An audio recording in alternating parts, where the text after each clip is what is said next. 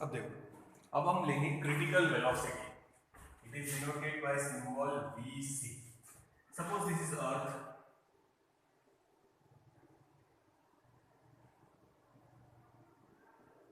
ठीक है, so capital M it is mass of earth. R is the radius of earth.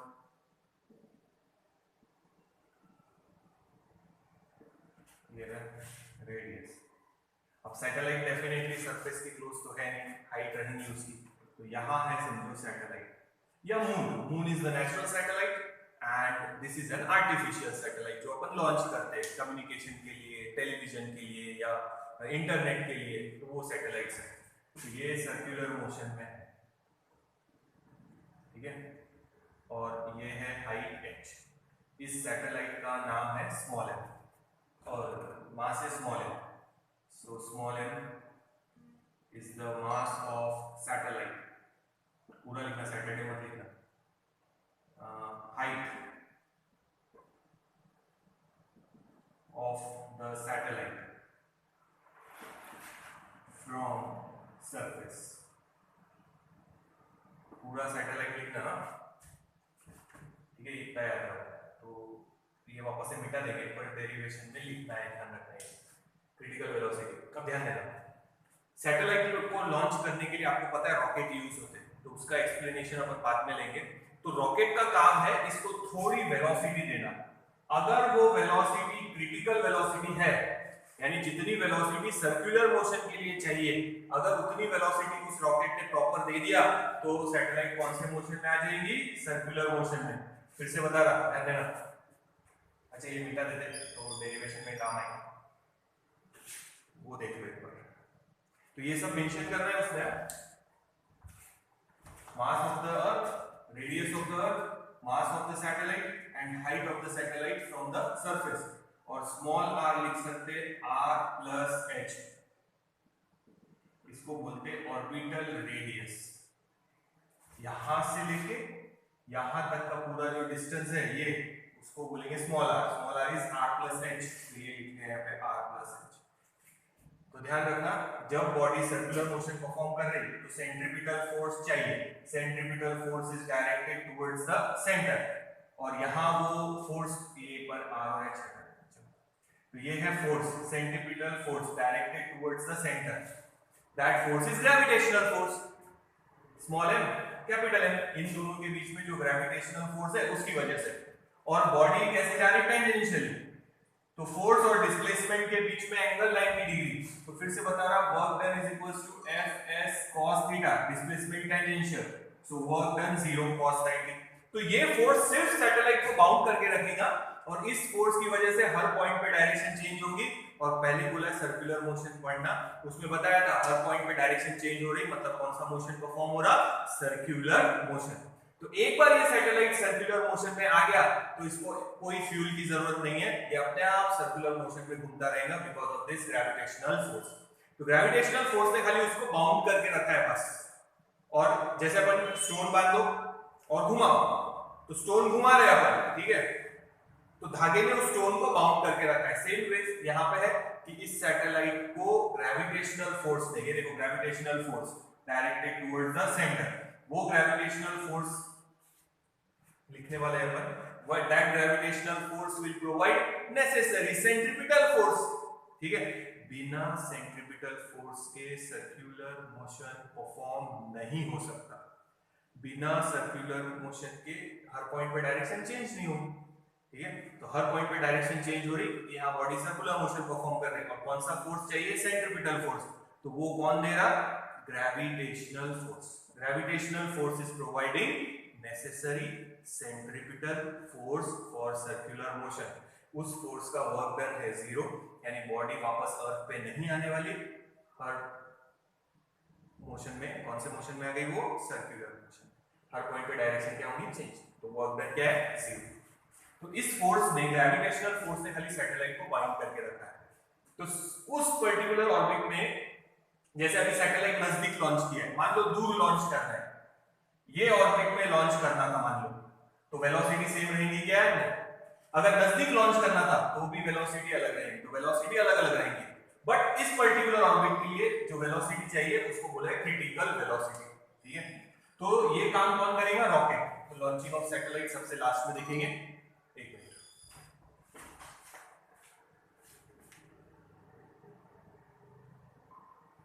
तो launching of satellite सबसे last में देखेंगे अपन। पर याद रखना ये जो वेलोसिटी देगा ये कौन देगा? रॉकेट।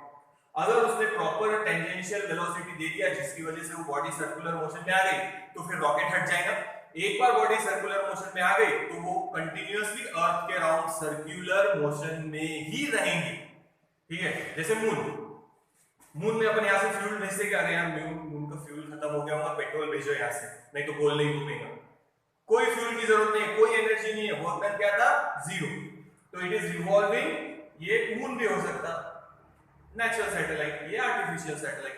तो कोई भी बॉडी अगर एक बार अर्थ के अराउंड सर्कुलर मोशन में आ गई तो it will remain in the circular motion. Gravitational force will provide necessary centripetal force.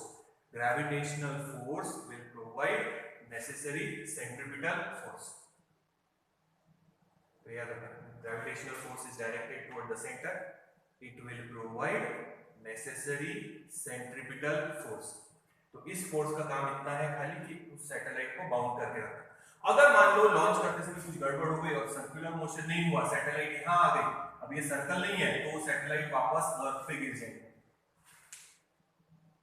ठीक है, अगर थोड़ा सा भी गड़बड़ हो गई, सर्कुलर मोशन प्रॉपर्ली नहीं दे पाया रॉकेट, तो सैटेलाइट वापस अर्थ पे गिर जाएंगे। तो अगर सैटेलाइट को प्रॉपर वेलोसिटी मिलनी है तो उस वेलोसिटी मालूम होना चाहिए ना कि इस ऑर्बिट में कितनी वेलोसिटी देना है, तो उसका इक्वेशन निकालना है। That velocity is called critical velocity. सुनना क्रिटिकल वेलोसिटी की definition, it is that velocity which when given to a body यानी satellite it will perform circular motion around the earth। और एक बार कोई बॉडी सर्कुलर मोशन में आ गई तो उसको कोई एनर्जी की जरूरत नहीं है, it will perform circular motion। ठीक है, फिर से सुनना, it is that velocity, critical velocity is that velocity which when given to a body it will perform circular motion around the earth, it will perform circular motion around the earth। ये याद रखना, critical velocity is that velocity which when given to a body, अगर वो proper velocity आपने दे दिया जितनी circular motion के लिए चाहिए, उस वेलोसिटी को बोलेंगे critical velocity. Critical velocity is that velocity which when given to a body it will perform circular motion around the earth. Earth के अराउंड कौन सा मोशन परफॉर्म करेगा? Circular motion. ठीक है, तो ये याद रखो, डायग्राम में सब लिखा है, ये मेंशन करना है। ये रेडियस, ये हाइट h, पूरा डिस्टेंस स्मॉल r, ऐसे सर्कुलर मोशन में आ गए।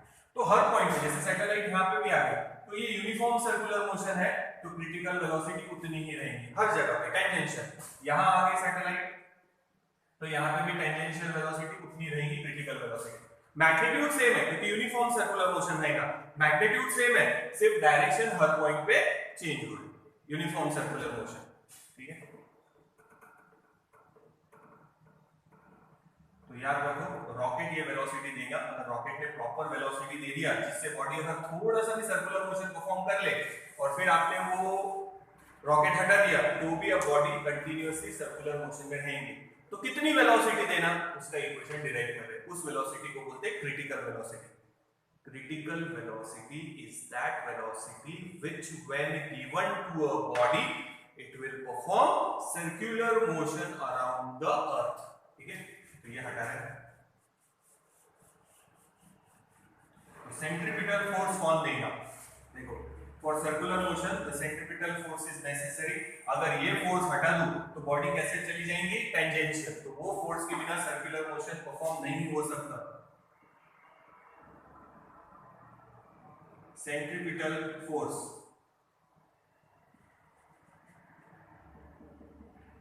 सिंपल है ना, डेरिवेशन ज्यादा हार्ड नहीं है। देखो, centripetal force is provided by the gravitational force. Nucleus और इलेक्ट्रॉन का भी एग्जांपल बताया था, उसमें सेंट्रीपिटल फोर्स कौन देगा? इलेक्ट्रोस्टैटिक फोर्स, चार्ज के बीच में का जो फोर्स है। धागा बांध के स्टोन घुमा रहे तो वहां सेंट्रीपिटल फोर्स कौन देगा? धागे का टेंशन। ये सब सर्कुलर मोशन में हुआ है, इसलिए बोल रहा सर्कुलर मोशन पढ़ना डेरिवेशन में 2 स्टेप है बस, और ये अगर समझ में आ गया तो डेरिवेशन लिखने में कोई प्रॉब्लम नहीं जाएगी, लर्न भी करने की जरूरत नहीं पड़ेगी। तो यहाँ पे रॉकेट इस सैटेलाइट को वेलोसिटी देगा, रॉकेट से लॉन्च करेंगे, अगर उसने क्रिटिकल वेलोसिटी जितनी चाहिए उस पर्टिकुलर ऑर्बिट के लिए उतनी एग्जैक्ट दिया है तो बॉडी सर्कुलर मोशन में आ जाएगी, और बॉडी अगर सर्कुलर मोशन में आ गई तो रॉकेट की नहीं और किसी एनर्जी की जरूरत नहीं, it will perform circular motion. हाँ, सैटेलाइट में बैटरी वगैरह लगाते हैं, सोलर पैनल लगाते हैं, क्यों? क्योंकि उसके अंदर जो डिवाइस है वो चलाने के लिए एनर्जी चाहिए, सैटेलाइट को गोल घुमाने के लिए एनर्जी अब नहीं चाहिए। एक बार बॉडी सर्कुलर मोशन में आ गई, खत्म, उसको कोई एनर्जी की जरूरत नहीं है। हाँ, उसमें सोलर पैनल बैटरी लगाते हैं क्योंकि उसके अंदर जो डिवाइस है, कंप्यूटर है, डाटा ट्रांसमिट करने के लिए जो डिवाइस लगाया हुआ उनको इलेक्ट्रिकल एनर्जी चाहिए थी, तो वो बंद हो जाएंगे। अगर वो बंद भी हो गए तो सैटेलाइट गोल घूमती रहेगी। ठीक है, तो यहाँ पे सेंट्रीपिटल फोर्स कौन देगा? Gravitational force. सेंट्रीपिटल फोर्स के 3 इक्वेशन थे, उसमें से ये वाला ले रहे हैं, mv² अपॉन r। तो 3 ये थे, mv² upon r, mv omega, और एक था mr ओमेगा स्क्वायर। तो उसमें से अपन ने यही है। तो अभी वेलोसिटी जो टेंजेंशियल है उसको नाम दे दिया क्रिटिकल वेलोसिटी, तो यहाँ पे भी कर देंगे vc। ठीक है, छोटा सा C is equal to gravitational force इन दोनों के बीच में directly proportional to the product of their masses capital M small m, inversely proportional to square of the distance. अभी स्मॉल r लिखो, यहां से यहां तक का डिस्टेंस r + h बाद में डाल देंगे, और कांस्टेंट है ये फार्मूला तो याद हो ही गया होगा, और ये अपना सेंट्रीपिटल फोर्स का, बस इसको सिंपलीफाई करो, क्रिटिकल वेलोसिटी का आंसर मिल गया आप लोगों को। बेटा ये तो यहाँ पहले लाइन लिखना कि necessary centripetal force required for circular motion is provided by the gravitational force between earth and that satellite. Now देखो small m cancel, so vc² it can be written as g capital M upon एक r cancel, यानी एक r बचेगा, इसका square हटा देंगे तो ये आ जाएगा रूट में, and this is the equation for critical velocity. या आप इसको ऐसा भी लिख सकते हैं, under root of g capital M upon small r की जगह ऑर्बिटल रेडियस r + h, यानी यहां से यहां तक का डिस्टेंस,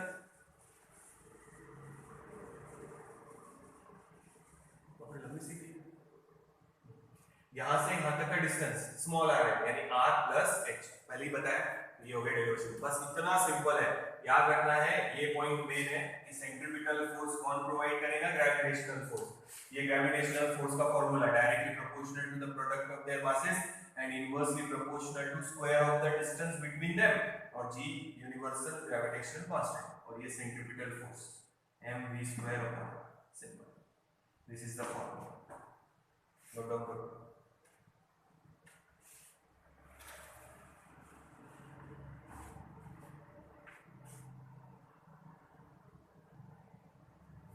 अब देखो आगे डायग्राम मिटा रहे हैं, डायग्राम मिटा रहे हैं, तो यहाँ तक ना ये रेडियस, ये हाइट, टोटल यहाँ से यहाँ तक ऑर्बिट की रेडियस, तो it is called orbital radius. तो अगर क्रिटिकल वेलोसिटी का आया तो यहीं तक था, पर शो दैट का आया तो, और न्यूमेरिकल में कुछ चेंज रहा तो कैसे करेंगे वो देखते हैं। पिछला वीडियो आप लोगों ने अच्छे से देखा ही होगा, उसमें रिलेशन निकाला था अपन ने स्मॉल g और कैपिटल G के बीच में, तो वही रिलेशन अब अपने को वापस चाहिए। तो ये देखो एक बार, क्रिटिकल वेलोसिटी यहीं तक लिखा, और आगे आया तो कैसे करेंगे देखो।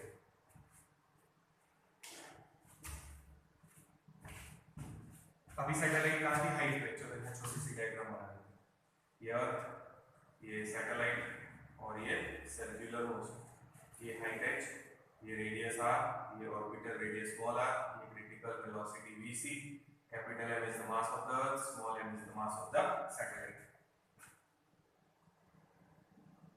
ये डेरिवेशन है। छोटा सा, ठीक है। नाउ अब अपन हाइट पे है, तो रिलेशन क्या था, GH is equals to GM upon R plus H whole square. याद होगा पहले वाले वीडियो में लिया था, बोला था काम आएगा। This is relation between small g and capital G।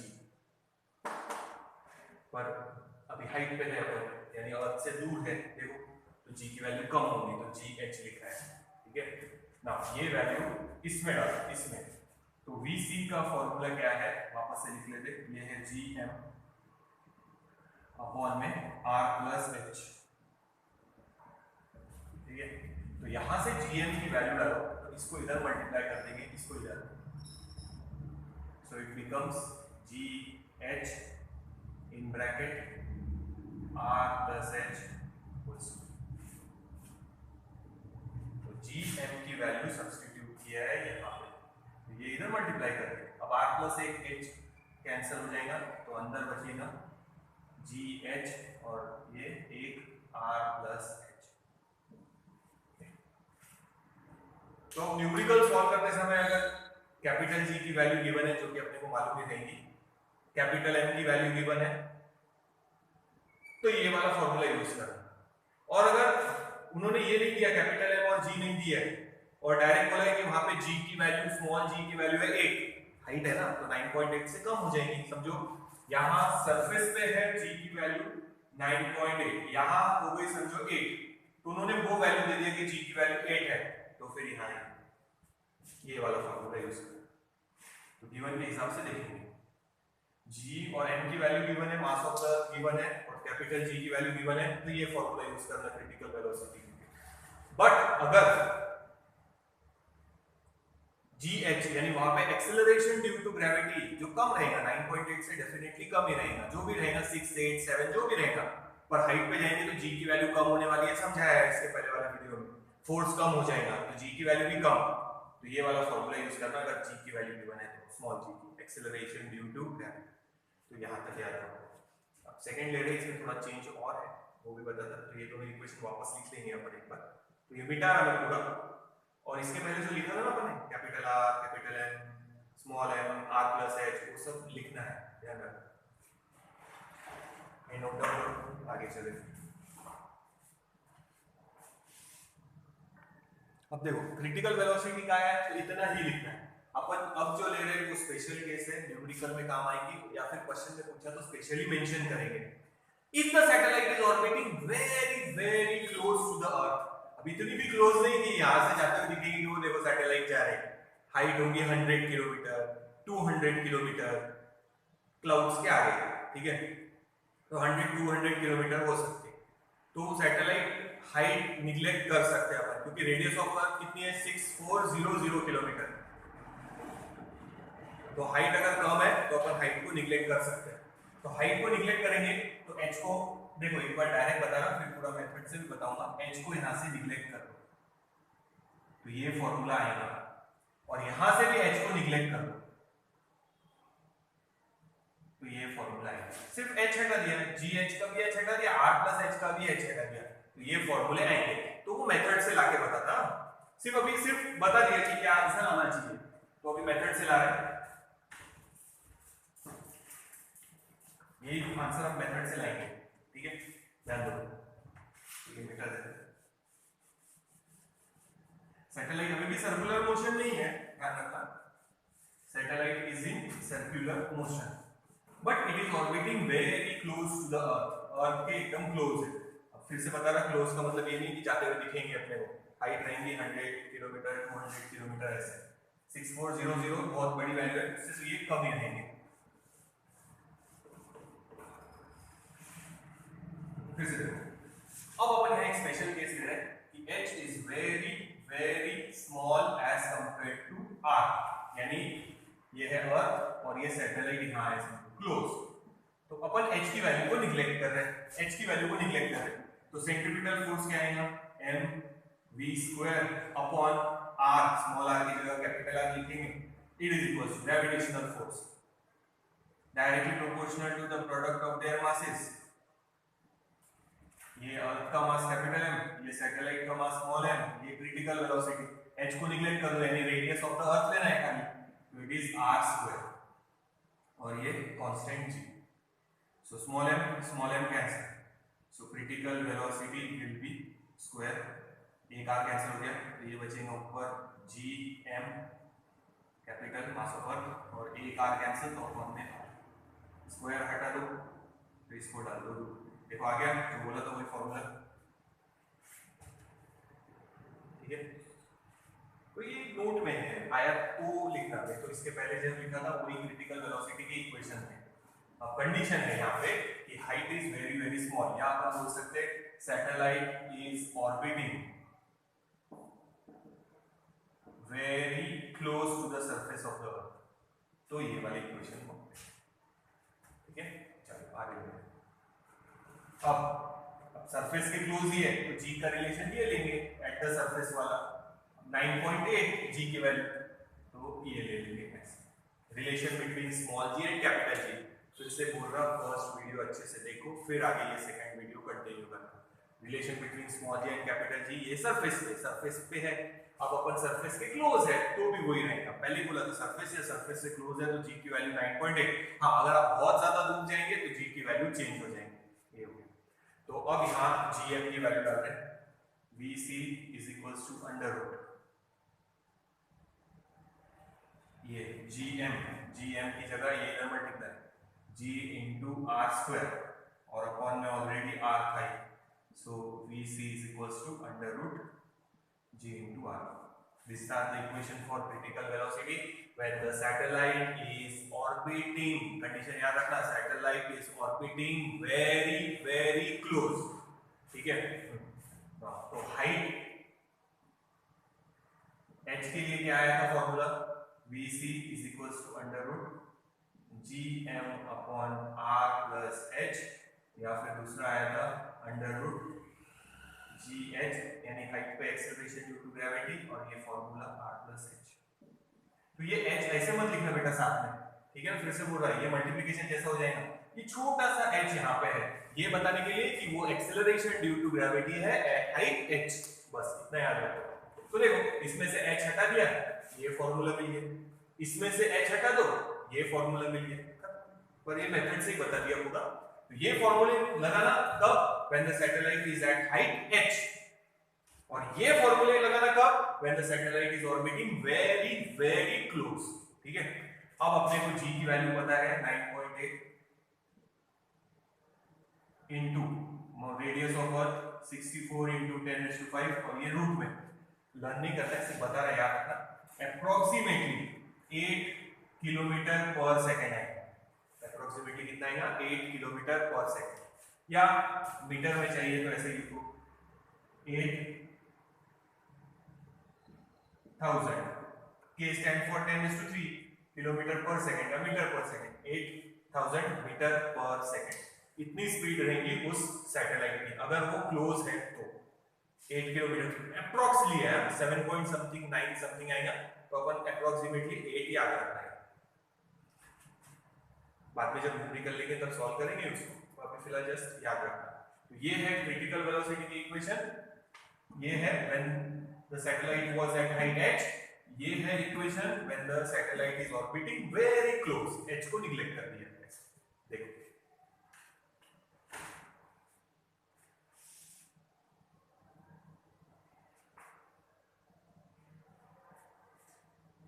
ठीक है ना, तो ये अप्रोक्सीमेट आंसर लिखा है अपन ने, एक्यूरेट जब न्यूमेरिकल लेंगे तब निकालेंगे, 7.9 समथिंग आएगा, 7.9 को अपन ने अप्रोक्सीमेटली 8 कंसीडर किया है।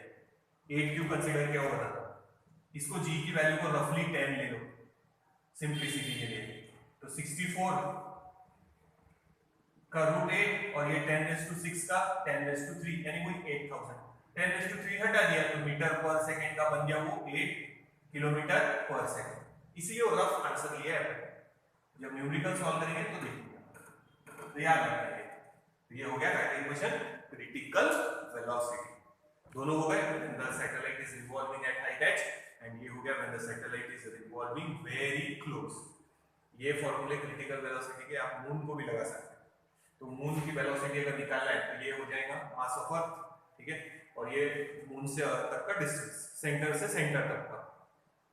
सन और अर्थ के बीच में भी लगा सकते हैं, तो ये बन जाएगा मास ऑफ सन, और ये डिस्टेंस बन जाएगा सन से लेके अर्थ तक। तो प्लैनेट्स को भी ये फॉर्मूला लगा सकते हैं। तो अभी तो सैटेलाइट के लिए याद रखो, नोट डाउन करो, आगे चलो।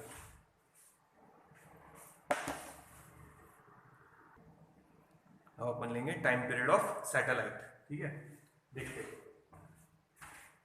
ध्यान देना।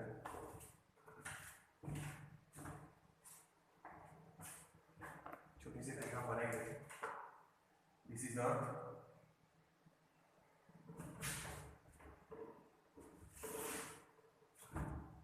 दिस इज अर्थ, ये satellite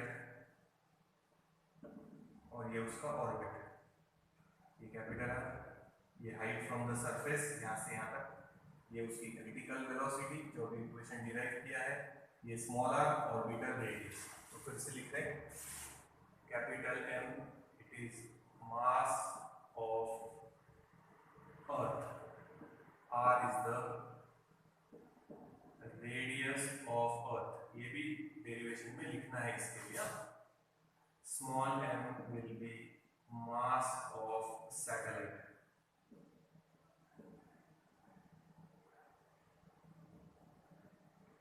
h is the height of satellite from surface, and r is equals to r plus h, it is orbital radius, orbit की रेडियस, ठीक है। इतना देखो, नाउ डेफिनेशन सुनना, दिख रहा नहीं इधर देखो, डेफिनेशन सुनना, ये सब पहले भी बताया था, वही definition. The time taken by the satellite to complete one rotation, एक रोटेशन या एक सर्कल पूरा कंप्लीट करने में जो टाइम लगेगा, it is called time period of a satellite. Circular motion वाला फॉर्मूला यूज करेंगे नाउ। तो सबसे पहले क्रिटिकल वेलोसिटी ने जो डिराइव किया है वो लिख के रखो, अंडर रूट क्या था, gm upon r plus h। एक बार ये स्मॉल r ही लिखा है, पहले उसमें भी लिखा था, ये हो गया, समझो ना, equation number 1। Now critical velocity, सादा फॉर्मूला लिख रहे हैं, distance covered in one rotation, चलो लिख ले, distance covered in one rotation upon time. So critical velocity का फॉर्मूला डालो, under root gm upon r, velocity का सारा formula, distance covered in one rotation, circular motion में भी लिया है, अपॉन टाइम। तो वेलोसिटी का ये फॉर्मूला डाल दिया, क्रिटिकल वेलोसिटी का, डिस्टेंस कवर्ड रहेगा 2 pi r सर्कमफ्रेंस, और टाइम पीरियड रहेगा t, time taken by the satellite to complete one rotation is called period. तो यहाँ वही बोल रहे, देखो, time taken by the satellite to complete one rotation is called period, time taken by the satellite to complete one rotation is called period. तो यही बोलिए है सादा फॉर्मूला वेलोसिटी का, क्रिटिकल वेलोसिटी, ये तो फॉर्मूला आपने डिराइव किया है, तो वो बाद में सब्स्टिट्यूट करेंगे। सादा फॉर्मूला है, velocity is equals to distance upon time, but distance covered लिया है in one rotation, displacement word मत डालना, क्योंकि डिस्प्लेसमेंट एक रोटेशन में क्या हो जाएगा, 0, but distance covered is circumference 2 pi r, और टाइम पीरियड लगेगा t।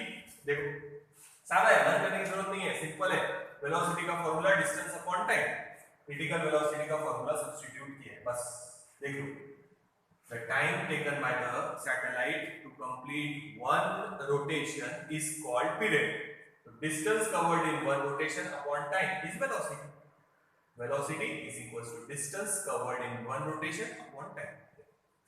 तो t इधर ले लो, इधर, so t is equals to 2 pi r वहीं रखेंगे, और ये उधर मल्टीप्लाई करेंगे, तो ये r upon g,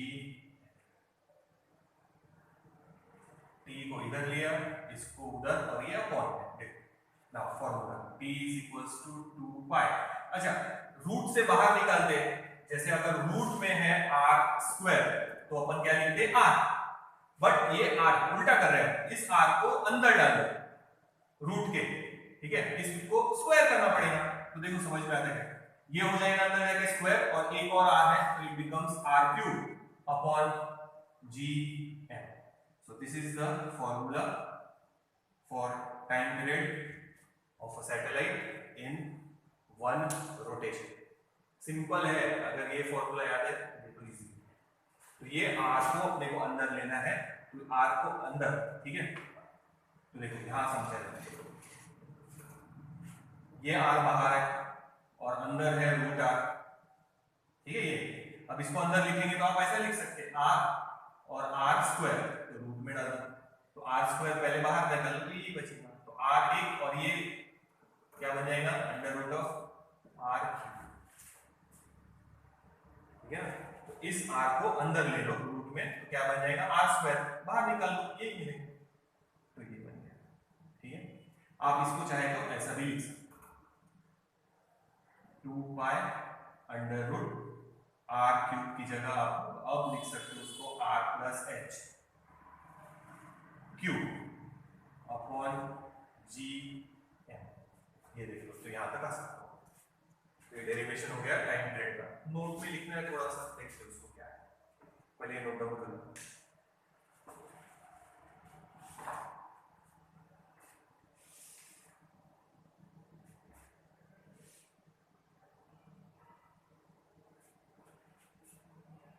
note down करो, ये मिटाने वाले हैं ना।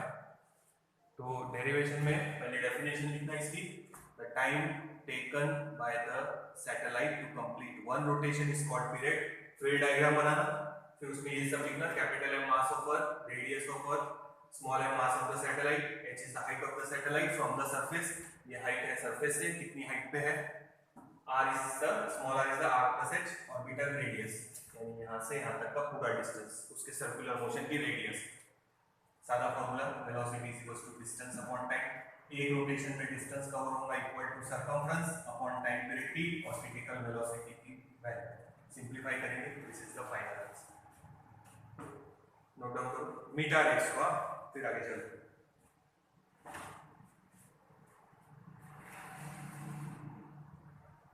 ठीक है, नोट डाउन किया, अब ये मीटा रहे हैं।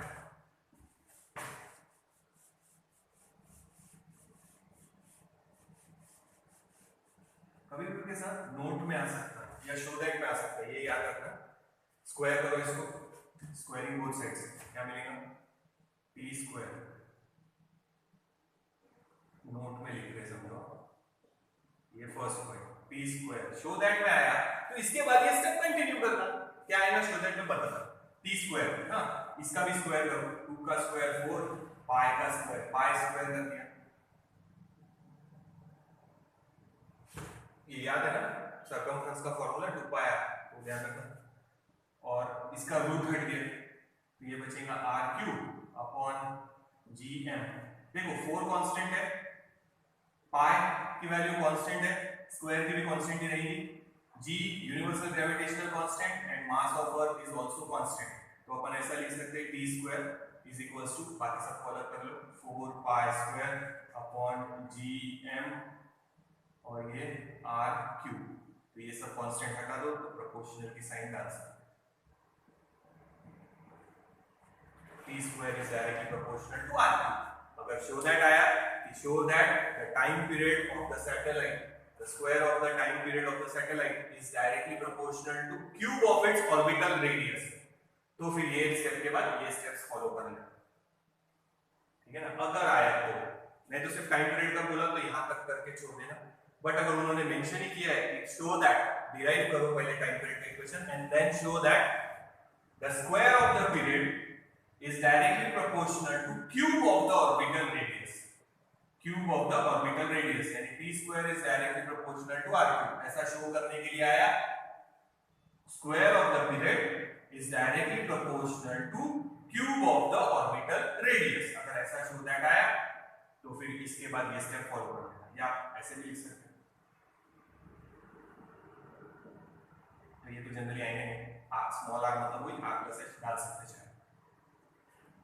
अब टेक्स्ट बुक में क्या किया है, स्टार्टिंग में ही पहले ही पन्ने पे उन्होंने केप्लर्स लॉ ले लिया है, और केप्लर्स लॉ में ये इक्वेशन, तो ये इक्वेशन हुआ ही नहीं है तो डायरेक्ट कैसे लेंगे, इसीलिए मैं पहले ही बोला था फर्स्ट वीडियो में कि टेक्स्ट बुक रेफर मत करो एक बार, जब मेरा पूरा पढ़ा के हो जाए तो फिर आप लोग टेक्स्ट बुक रेफर करना।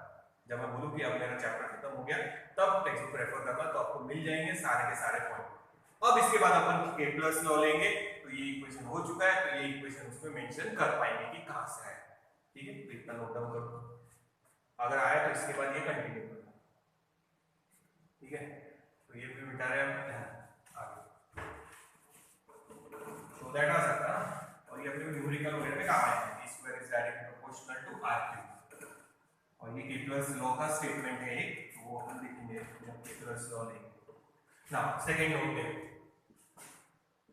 अब देखो अपना आंसर क्या आया था, t is equals to 2 pi under root r cube upon gm। r cube की जगह आप लोग ऐसा भी लिख सकते r plus h cube। तो अब शो दैट आया, तो ऐसे भी चेंज कर सकते हो उसको, देखो कैसे चेंज करना है।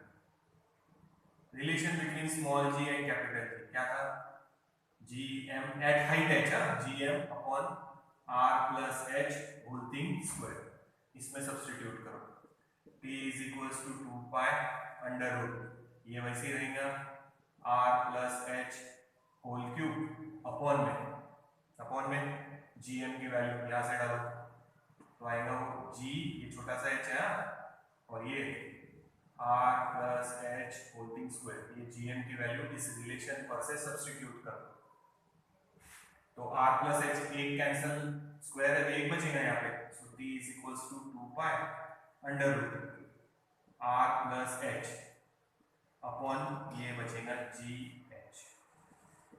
या आप इसको ऐसे भी लिख सकते 2 pi under root r upon gh। तो शुरुआत देखो, t is equals to 2 pi under root r plus h cube upon gm, तो ये और ये सेम है, वहां तक डिराइव करना ही पड़ेगा, पर पूरा क्वेश्चन देखना। ये प्रूफ करने के लिए बोला है तो ये जो डिराइव किया उसके बाद ये स्टेप फॉलो करना, अगर आपको बोला है कि ये लाके बताओ तो ये स्टेप के बाद ये स्टेप फॉलो करना, तो दोनों अलग अलग है। ठीक है, तो यहां तक तो आप लोगों को डिराइव करना ही है, ये मेन इक्वेशन था, अभी अपन ने डिराइव किया ही है, हुआ ये मेन इक्वेशन है, डिराइव किया है अपन ने, बट उसके बाद क्या पूछा है, या तो फिर ये करना पड़ेगा, उसके बाद या तो फिर ये स्टेप फॉलो करना पड़ेगा। अगर बोला है show that t square is directly proportional to r cube, तो ये डेरिवेशन के बाद ये स्टेप्स फॉलो होंगे। और अगर बोला है ये शो करो 2 pi r upon gh या r plus h upon gh, तो फिर ये स्टेप फॉलो होंगे, बस। ठीक है, तो यहाँ स्मॉल r ले लेते हैं, क्योंकि यहाँ स्मॉल r दिया है, कोई r plus h ही है, कोई फर्क नहीं पड़ता, r plus h लिखे तो भी चलता, small r is r plus h। तो पहले देखो क्या पूछा है, उसके हिसाब से यहां तक तो स्टेप करने ही है आप लोगों को, उसके बाद ये स्टेप फॉलो करना या ये स्टेप फॉलो करना वो डिपेंड करेगा क्वेश्चन। तो यहां तक तो आप लोगों को डिराइव करना ही है, critical velocity is equal to 2 pi r upon t, वो वाले फॉर्मूले से यहां तक पहुंचो या यहां तक पहुंचो, इसके बाद ये स्टेप लिखा है। बट उसके आगे क्वेश्चन में क्या बोला है, अगर बोला है t square is directly proportional to r cube, तो ये स्टेप फॉलो करना, और अगर ये शो करने के लिए बोला है t is equal to 2 pi under root r upon gh, तो फिर ये वाले स्टेप फॉलो करना। तो थोड़ा ध्यान रखना क्या है, देख लेना, फिर आगे चलते हैं।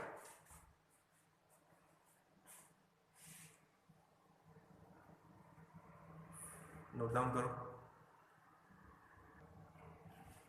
तो याद रखना क्वेश्चन क्या है उसके हिसाब से स्टेप्स आखिरी वाले बदलेंगे, यानी यहां तक तो डिराइव करना ही है आपको। ठीक है, उसके बाद क्वेश्चन के हिसाब से या तो ये स्टेप फॉलो करने पड़ेंगे या ये स्टेप फॉलो करने पड़ेंगे। तो पहले टाइम पीरियड का इक्वेशन डिराइव कर लो, ये या ये, तो पहले ये आता, उसके r की जगह अपन r plus h लिखते, तो ये दोनों इक्वेशन है। उसके बाद देखना क्वेश्चन कैसा है, या तो ये स्टेप फॉलो करने पड़ेंगे, अगर ये शो करने के लिए आया कि t square is directly proportional to r, तो ये फॉलो करना, और अगर आया कि ये वाला डिराइव करो t is equal to 2 pi under root r upon gh, तो ये वाला स्टेप फॉलो। ठीक है, एक और बताता हूं, ध्यान दो, अब ये डायरेक्ट ले रहे हैं, क्रिटिकल वेलोसिटी जैसा पूरे स्टेप्स करके नहीं बताऊंगा, टेक्स्ट बुक में भी डायरेक्ट ही है।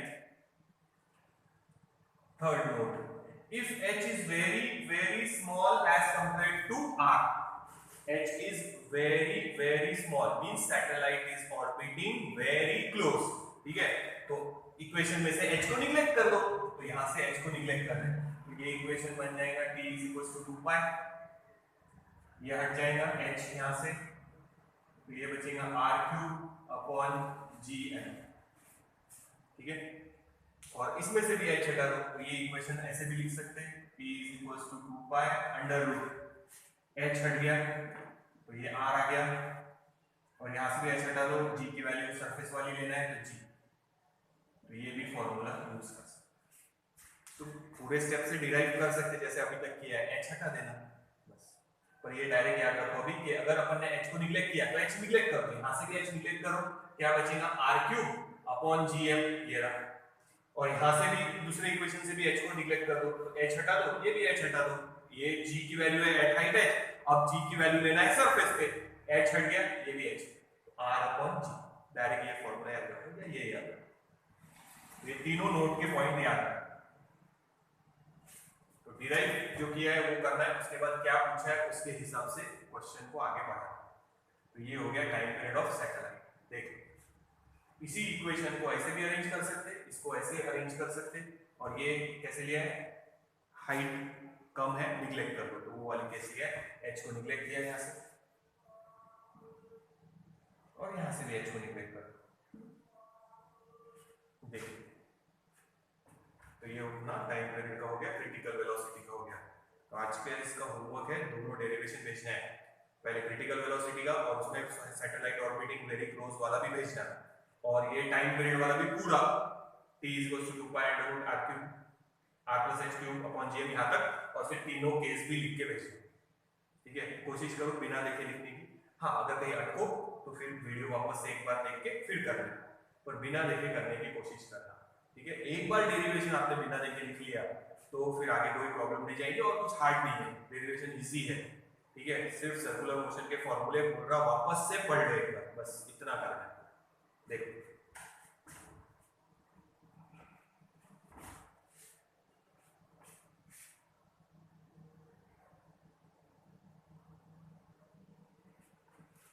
अब इसके बाद हम लोग केपलर्स लॉ लेंगे। तो केपलर्स लॉ में ये इक्वेशन आएगा, t square is directly proportional to r। तो अब इसके बाद हम लोग नेक्स्ट वीडियो में केपलर्स लॉ ले पाएंगे, ठीक है। तो यहाँ तक देख लो, आज का क्रिटिकल वेलोसिटी और टाइम पीरियड का पूरा डेरिवेशन भेजना है, डायग्राम निकालना, हर डेरिवेशन में वो मास वगैरह जो बोला है वो लिखना प्रॉपर्ली, ठीक है।